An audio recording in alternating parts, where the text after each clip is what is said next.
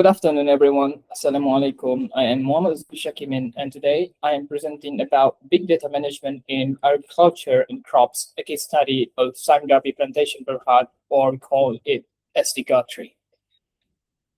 So our project focuses on how big data technology can support modern plantation management, especially for oil palm detections, plantation monitoring, and also decision support.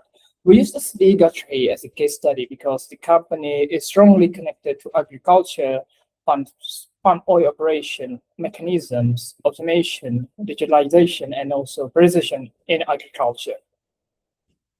The main idea of this project is to transform the plantation image into the useful managementization. In a large scale of plantation operation, data can come from many sources, such as the satellite images, drone images, machinery system, IoT sensor, weather records, and also a state report. These data sets are too large and too complex to manage using the only traditional spreadsheet or normal databases. Therefore, our project proposed a Hadoop-based big data pipeline that can be stored image data, process it using distributed computing, query the result, and also present the output through dashboard or maps. The value of this project is not only about detecting oil palm images, it's also about creating a scalable data management solution that can be supported into the real plantation operations. So why we use SD-GATRI? We selected SD-GATRI because it's one of the major palm oil plantation company and its business operation are highly data-driven.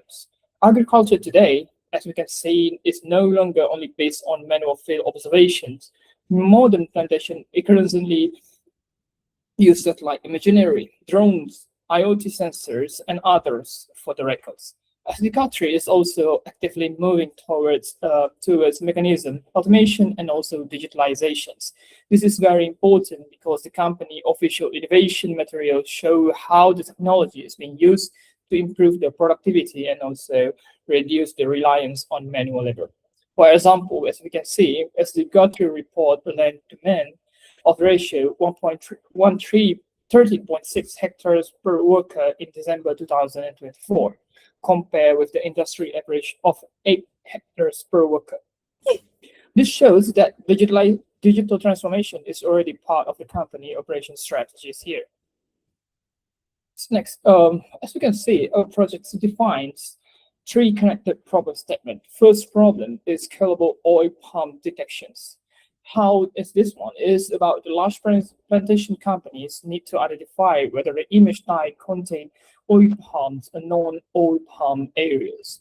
Manually inspection is slow and not suitable where the dataset become very large. The second problem is about distributed storage and analytical query. Plantation image usually is unstructured, white label, metadata, and prediction output are structured or semi-structured. This is create a need for proper big data storage and query architecture.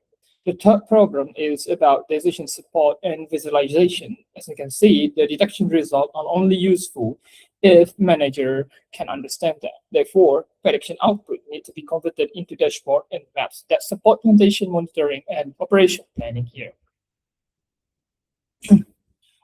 For the data set, we selected from the Kaggle oil palm detection data set here. As you can see on the link, this data set is the best so far for this project about the public data set from our topic because it directly matches the oil palm plantation domains. Since SD-GATRI real estate imagery is confidential and not publicly available, this Kaggle data set is used as an academic proxy. As you can see, the same pipeline can later be extended into the real drone images, satellite images, UAV images if internal company data become available. We also mentioned as possible extension using an oil palm fruit ripeness dataset. However, our main project scope remain focused on oil palm detections, plantations, mapping because that is more closely aligned with the big data image management. This project clearly demonstrates the characteristic of the big data. First, volume, where it's appear because the plantation monitoring can involve thousands or millions of image records. Second, variety appear because the data may include images, white label, geospatial metadata, recognition outputs, and also the operation code. Third, velocity, where when the new drones or satellite images are collected regularly. Fourth, veracity is very important here because the images may contain a blur, cloud cover, shadows, or inaccurate labels. Fifth, variability appear because the plantation appearance changes depending on the weather, palm ages, season, disease, and replantation activities. Six, about the visualization is required because managing dashboard and maps, not only technical output files. And finally, value is created when the raw image are converted into insight for plantation monitoring, labor planning, sustainability, and also operational efficiency. So this slide explains the big data analytical life cycle is used in our project. The first phase is discovery, where we identify the business problem and select the dataset. Second one, we start with preparation, where the image label and metadata are clean and organized. The third phase is the model planning, where we decide which analytical methods with analytical method and processing engine are suitable. In this project, Apache Spark is selected because it is suitable for scalable and iterative image analytics. The fourth phase is about model building, where image are pre-processed here and also classified. The fifth phase is communication, where the results are presented through dashboard, reports, and maps. The final one is about operationalizations, where the solution can be monitored, updated, secure, and also improved over the time. This life cycle shows that our project is not just a machine learning idea, it is a complete big data management solutions. So about our proposed architecture has several layers. Several layers here. The first layer is the data set with data source layer, which include the Kaggle dataset and future real-world drones or satellite images. The second one is an ingestion layer, where data can be uploaded using batch scripts or tools such as the Apache 95. The third one is HDFS, which storage raw images, labels, pre-processes data, and model output in distributed way. The fourth layer is Apache Spark, which perform the pre-processing, feature prediction, preparations, and also the classification. The fifth layer is Apache Hive, which support the SQL style analytical queries about the prediction result. Sixth layer is about the HBase or MongoDB, which store the prediction record for the fast lookup. Final one is about the visualization layer here, where we're using the tools such as the Power BI or Tableau or QCase to present the result to the manager.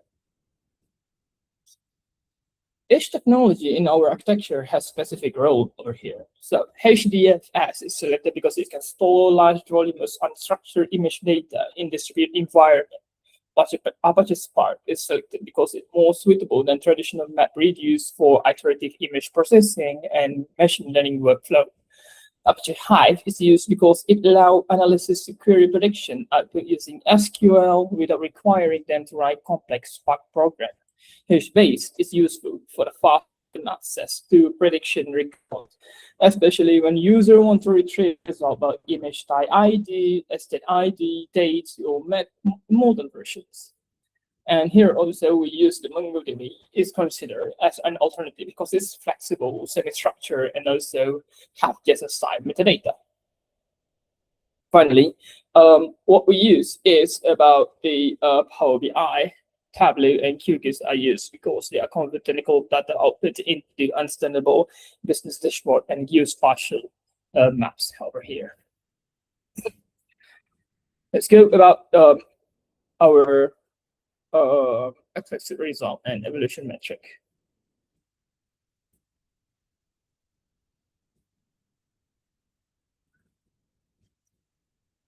So our expected result here.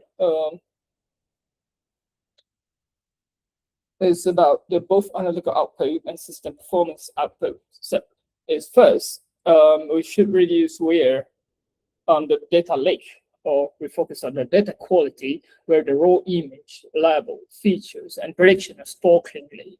Second, it should be produce prediction record contain image ID, predicted class, confidence score, mode version, and also timestamp. Third, the machine learning performance can be evaluated using accuracy, precision, recall, effort score, and also conversion metrics. Four, the big data system can be evaluated using ingestion time, spark processing time, high query response time, lookup speed, and also the storage size. This is very important because the good big data solution must not only be accurate, but it also must be scalable, queryable, and also useful for decision making. There are several challenges in implementations for this one.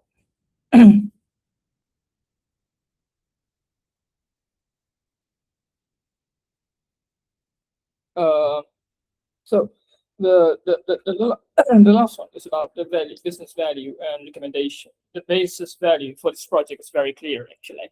The first is support the faster mapping by reducing manual inspection of large plantation image dataset.